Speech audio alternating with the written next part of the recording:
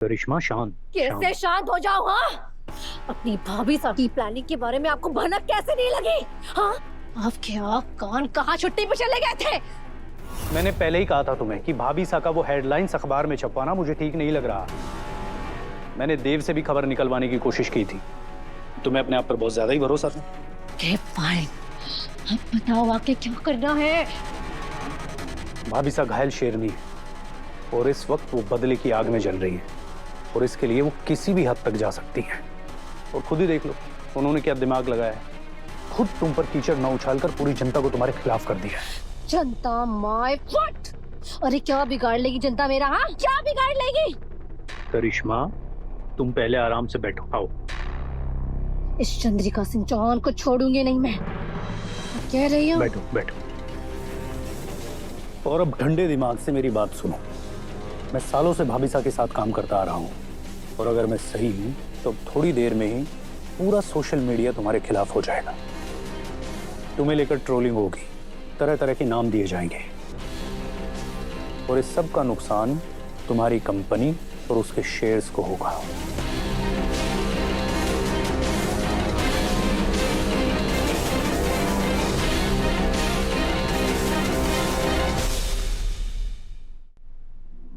जैसा कि आप सब देख सकते हैं पूरे शहर में करिश्मा सिंह शेखावत बायकॉट के पोस्टर्स लगे हुए हैं। आगे की कहानी देखने के लिए बने रहिए हमारे साथ। सवाल उठाएंगे। ऐसा लग रहा है जैसे जनता करिश्मा के खिलाफ हो गई है। वाह चंदा, मजा ही आ गया। इस बार तुमने ऐसी चाल चली है कि करिश्मा चारों खाने चित होती नजर आ रही है।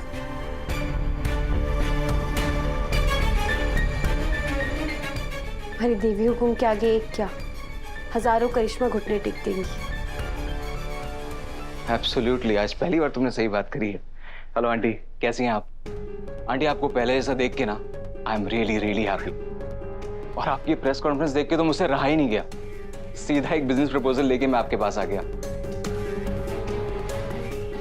आंटी, देव आपके बिजनेस स्किल्स की बहुत तारीफ करता था, पर आज जो देखा ना उसको देख के लगा कि सारी तारीफ ही कम है। आंटी, आप मुझे अपना स्टूडेंट क्यों नहीं बना लेती हैं? आप मुझे ट्रेन क्यों नहीं करती? आई एम श्योर आपसे सीखने के लिए मुझे बहुत कुछ मिलेगा। इनफैक्ट मैं सोच रहा था हम पार्टनरशिप में एक नया बिजनेस क्यों नहीं स्टार्ट करते। ये देखिए, ये प्रपोजल मैं साथ लेकर आया हूँ, देखिए।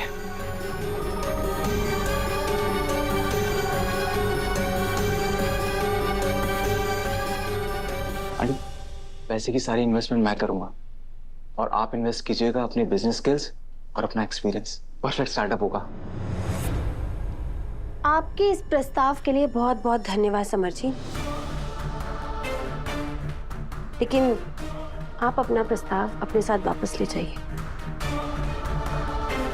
हमारी देवी हुकुम ने आपके या किसी और के साथ की कोई जरूरत ना है। वो अकेले ही इतना दम रखती हैं कि वो एक के ऐसी 100 और कंपनियां खड़ी कर दे। शायद आपने उनकी बात ठीक से सुनी ना समर जी। उन्होंने बाहर साफ साफ ऐलान किया कि वो करिश्मा मैडम से अपना सब कुछ वापस लेकर रहेंगी। सब कुछ मतलब सब कुछ, उनका घर, उनका कारोबार, उनका सब कुछ। इसलिए आपके इस एहसान के लिए बहुत बहुत धन्यवाद। भाभी जी, ये बिजनेस की बातें हैं और ऑब्वियसली आपको बिजनेस की नॉलेज तो होगी नहीं, इसलिए आप शांत रहिए और the legendary, the great Chandrika aunty को बोलने दीजिए। आंटी, ये इन्वेस्टमेंट के लिए। वसुधा, लगता है समर को तुम्हारी बात समझ में नहीं आई। उसे एक बार फिर से समझा दो और कहो कि ये प्रपोजल लेकर वो यहाँ से जाए। समर जी, अगर आप हमारे हाथ का बना खाना खाने के लिए रुकना चाहते हैं तो आपका बहुत बहुत स्वागत है, लेकिन अगर आप अपने इस प्रस्ताव के लिए रुकना चाहते हैं तो देवी हुकुम का जवाब अब भी वही रहेगा। चलिए, मैं आपको बाहर तक छोड़ देती हूँ।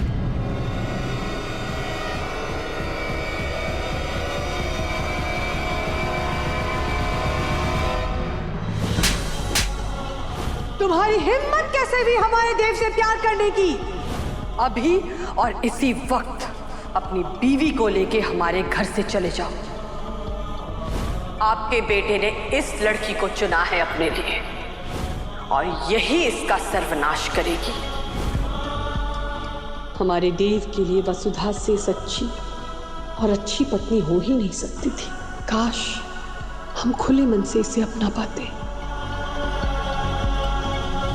वाह बहुरानी, जो आग तूने लगाई है ना, उस आग ने बुझाते बुझाते उस करिश्मा रानी ने अपनी नानी याद आ जावेगी।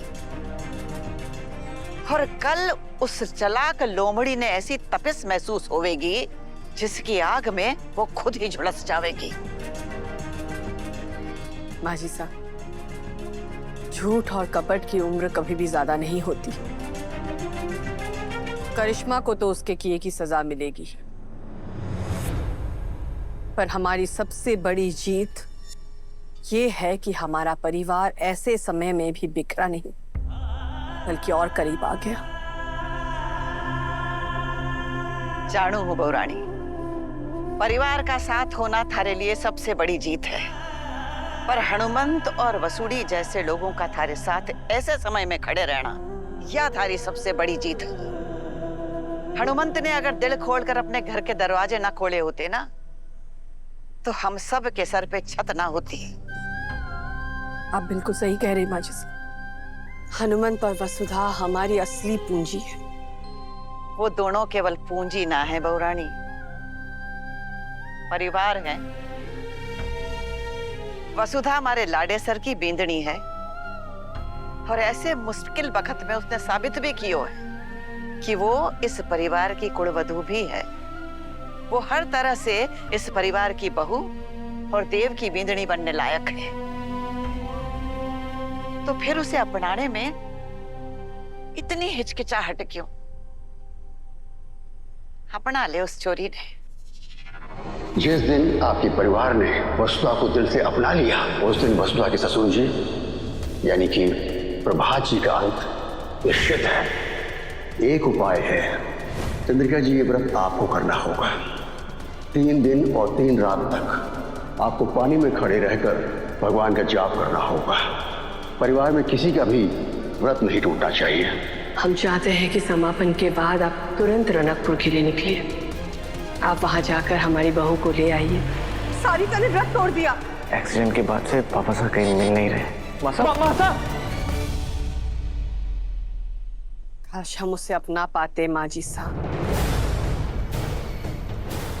पर ये ना करने की वजह हम आपको नहीं बता सकते हैं। हमें माफ कर दीजिए।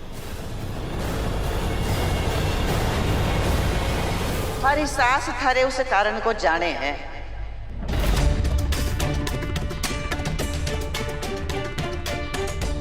मैं गई थी थारे गुरुजी से मिलने, उनके दरबार में। देख बहुरानी, वसुधा ने ऐसे मुश्किल समय में एक बहू होने का फर्ज और धर्म दोनों निभाया है। जिस सास ने उस छोरी को कभी प्यार और ममता के नजर से न देखियो, उस सास को उसने एक टाबर के जैसे संभालियो। उसने अपने हाथ से थारे को जगायो, सुलायो, नहलायो, खिलायो। वसुड़ी को समर्पण और अपनापन का एक अंधविश्वास के आगे कम पड़ जाएगा।